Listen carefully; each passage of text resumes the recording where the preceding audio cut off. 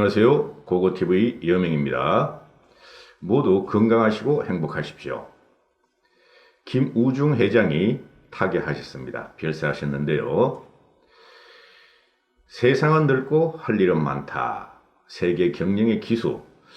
저희 세대 때면은 중장년층이라면은 그 당시 대학을 졸업했고 기업을 들어가든가 아니면은 관계로 진출하든가 하는 젊은이들이 세상은 넓고 할 일은 많다라는 책을 한 번쯤은 읽어봤을 겁니다. 당대의 혁신가였고 당대의 이노베이터였습니다. 김우중이를 지금 20대, 30대는 모를 겁니다. 40대도 모르는 분이 많을 겁니다. 그러나 김우중이라는 인물은 당대의 혁신가였고 현재로 말하면은 제4차 산업의 버금가는 혁신을 주도했고 당시 한국 사회의 혁신을 주도한 인물입니다. 단순히 기업 경영을 해서 그렇다는 게 아니라 기업 경영을 하면서 세계 경영으로 뻗어가면서 그 당시에 한국의 폭발적인 파괴력을 갖다가 발휘하는 사람이죠. 이 김우중 씨에 대해서 참 애정이 많겠죠, 그죠? 김우중이가 분식회계로 40조를 갖다가 어떻게 했다는 분도 계실 것이고, 또는 김우중 씨가 세계 경영을 하면서 전문 경영인으로서 한국의 전체 사회를 흔들고 기업 가치를 갖다가 바꿨다. 이렇게 생각하시는 분도 계실 겁니다. 저는 후자인데요. 김우중이라는 거대한 거목이 나와서 한국 사회를 변화시켰다 하는 입장입니다. 당시에 아마 그 당시에 대기업에 진출하신 분들은 아시겠지만은 당시에 70년대, 80년대 대학, 쉽게 말해서 인류대학, 한양대, 중대 이런 데도 어느 그룹을 갈 것이냐 하면은 모두가 대우그룹을 선호했습니다. 진취적인 모습을 보고 또는 미래 발전적인 모습을 보고 대우그룹을 제1선호 직장으로 잡았었습니다. 당시에는 김우중이가 현대그룹 다음으로 자산 매출액이 2위였습니다. 삼성이 3위였고 삼성은 당시에 굉장히 정체되어 있던 상태죠. 이건희란 걸출한 인물이 나와가지고 반도체 강국을 건설하게 돼서 그 다음부터 상승이 독보적으로 됐고 지금 현재 세계의 삼성으로 되어 있었지. 그 당시에 국민들은 또는 젊은 청춘들은 대우그룹이 우리나라 기업을 판도를 바꾸며 세계를 지배할 것이다 해서 대우그룹에 들어가려고, 그러니까 그 당시에 대우였습니다. 주대우에 들어가려고 그렇게 노력을 했고 그랬었습니다. 선망받는 직장이었죠. 김우중은 말입니다. 다른 기업들이 현대나 삼성, LG 또는 SK 이런 것들은 말이죠. 일제시대에 불화재산을 받아서 불화재산을 받아서 기업을 일군 사람들입니다. 즉 일제의 잔재가 있지만은 김우중이는 혈혈단신 전문 경영인으로서 제대로 배운 사람으로서 경기고 연대 상대를 낳았죠. 제대로 배운 사람으로서 불화를 받지 않고 일제시대 잔재가 없이 자기가 창업하고 자기가 그룹을 일컫은 전문 경영인이라고 우리는 평가할 수 있습니다. 이분이 대우그룹이 공중 분해될 당시에 말이죠. 대그룹 중에 유일하게 대우만 김대중 후보한테 선거 자금을 안 줬다. 그리고 김대중 당선 후에 바로 그룹이 해체됐다 하는 말이 많이 돌았죠. 그러나 김대중한테 김우중도 어느 정도는 선거 자금을 줬습니다. 그러나 너무 과도하게 요구해가지고 불이익을 받았다 하는 게 그 당시에 루머고 지금은 팩트인지 아닌지도 잘 밝혀지지가 않아요. 그리고 김대중이란 사람은 김우중이를 품기는 솔직히 말해서 그릇이 작았다고 저는 봅니다. 세계를 뻗어나갈 적에 김우중은 어디를 뻗어나갔나? 북으로 뻗어나갔죠. 그래서 이 대우그룹의 김우중은 말이죠. 구소련이 해체되고 동구권이 무너질 적에 말입니다. 공산국가를 비롯해가지고 당시에 공산국가를 비롯해가지고 80년대 초부터 동유럽동 공산국가를 비롯해서 대북 사업을 주도했고 김일성과 수은번을 만납니다. 그런데 수은번을 만나다 보니까 너무 사업성이었고 북한 사회라는 게 전체주의로서 너무 경직되다 보니까 철수를 해버립니다. 90년대 초반에. 그런데 김대중이가 IMF로 97년에 정권을 잡고 김대중이로부터 말이죠. 대북사업 하려고 합니다. 대북사업 당신이 관심이 많고 그 다음에 당신이 경험이 많으니까 대북사업 같이 하자 하는데 김우중이가 너무나 잘 알죠. 북한의 실체를. 저거 투자 더 하면 안 된다. 그래서 거절했고 이것이 비극으로 갔다 하는 게 정론이죠. 정론. 그죠? 그리고 김우중 씨는 삼성이나 LG 등이 국내에서 그 설탕 팔고 백색 가전 팔찌게 그죠? 김우중은 세계로 뻗어나갑니다. 그래서 김우중은 과오는 그 분식 개개의 과오는 있겠지만은 업적은 업적대로 우리가 평가해야 된다. 이 사람이 또 시도한 게 뭐라 보면 일본의 마사시다 정경숙 같은 사관학교, 정치 사관학교를 세우려고 했죠.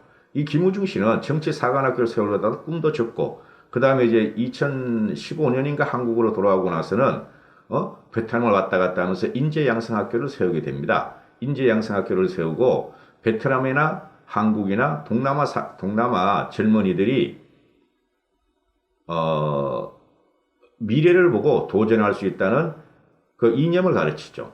이념을. 그래서 그걸 갖다가 YBM 합니다. 글로벌 YBM. 여기서 한국의 젊은이들은 1000여 명의 이 사관학교에서 1000여 명을 갖다가 배출해서 동남아로 현지 파견하고 확장을 시킵니다. 이게 김우중의 그 안목이죠.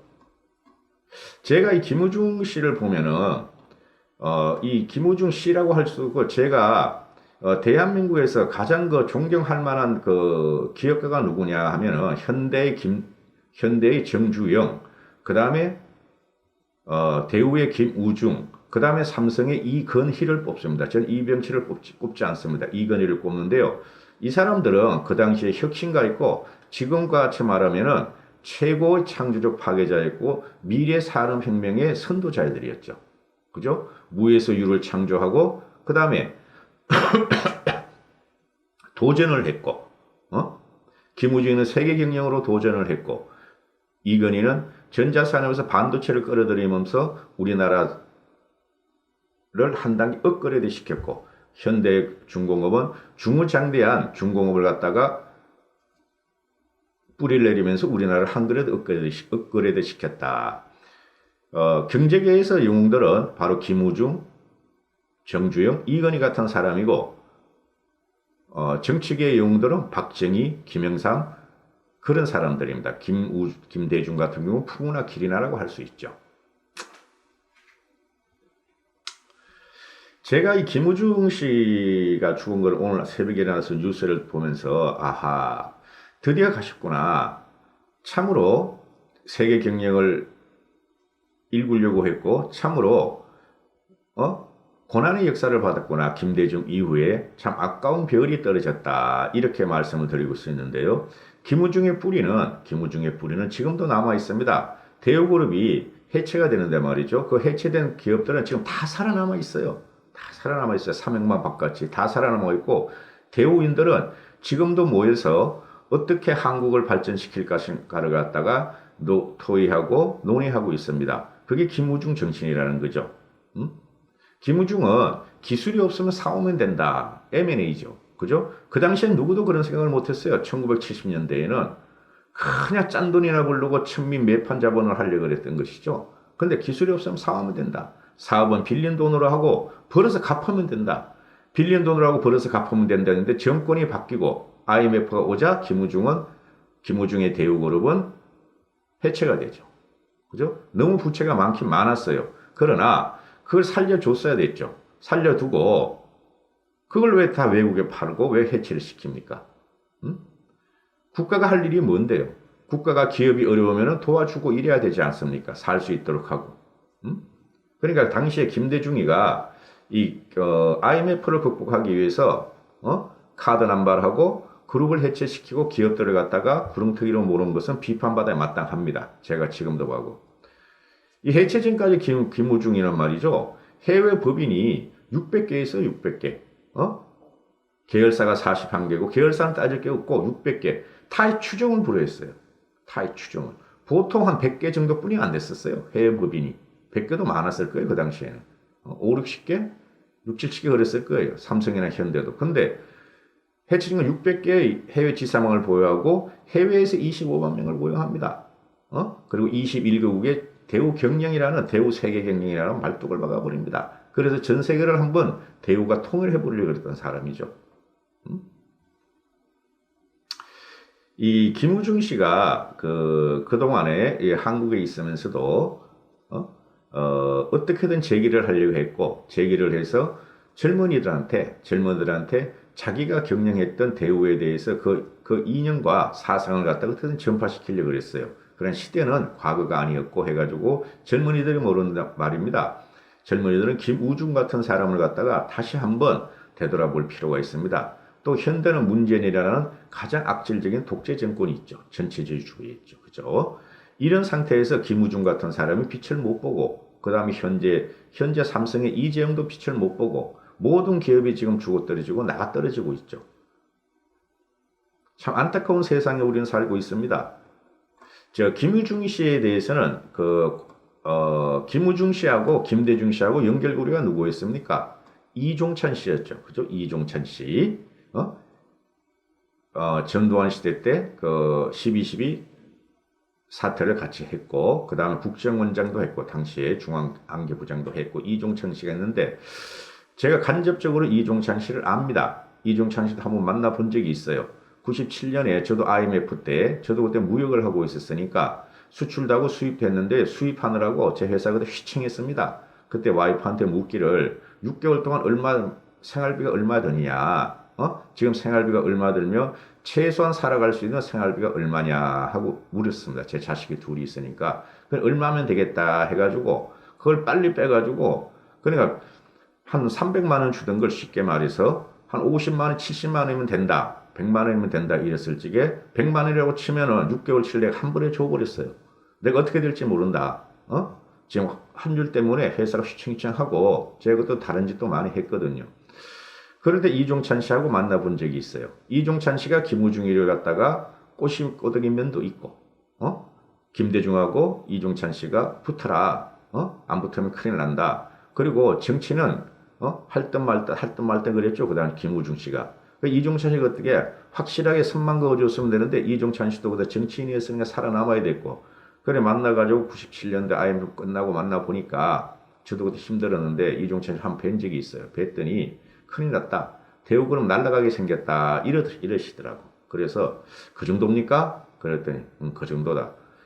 그래 그 사람도 그런 식으로 날아갈 줄은 몰랐겠죠. 그때 저도 우리 회사가 연관은 없지만 대우하고 저도 날아갈 해가지고 저도 그 당시에 회사를 살리기 위해서 시장을 뚫으러 IMF 전에는 제가 일본하고 엄청나게 많이 했어요. 일본하고. 그리고 제가 그리고 IMF 딱 터지니까 과거에 조금하게 했던 미국, 캐나다를 제가 다시 쑤시기 시작했어요. 그래 미국의 어떤 큰 회사의 계열사인 그 회사가 나를 밀어줘서 제가 재계하고 나중에 돈을 벌게 되는데요. 그 당시에는 IMF 때는 사업한 사람이라면 제 하는 말을 다 이해하실 겁니다. 김우중 씨가 500만 원 가지고 한성실업이라는 걸 창업하게 되죠. 그리고 와이셔츠를 갖다가 수출을 하고 그걸 기반으로 해서 떼돈을 벌게 되고 기업을 확장시키는데요. 제가 사업을 할 때도 김우중 씨를 갖다가 모든 템으로 삼았습니다. 멘토로. 나도 하자. 김우중 씨도 하는데 나라고 못할 일 있나 했는데 그릇이 다르더라고요. 나는 하다 보면 돈 몇 푼 들어 돈 좀 벌었다 이렇게 되는데 김우중 씨는 그런 생각을 안 했을 겁니다. 그게 이제 사람의 한계고 역량의 차이라는 것이죠. 아니, 김우중 씨가 타계했다는 소식을 들으니까 마음이 안 좋습니다. 전번에 누구야 정치평론가 누구죠? 또 갑자기 생각이 안 나네. 그분이 누구예요? 하여튼 김우중 씨가 타계했다는 소식을 듣고 참 기분이 안 좋은데 여러분도 지금 사업을 하시는 분이 계시면 김우중 씨라는 사람을 갖다가 우리가 모두가 국민들이 다시 한번 생각할 필요가 있습니다. 현재의 좌파 독재, 전체주의 정권, 이건 히틀러나 마찬가지입니다. 감사합니다. 고고TV 여명이었습니다. 화이팅 하십시오.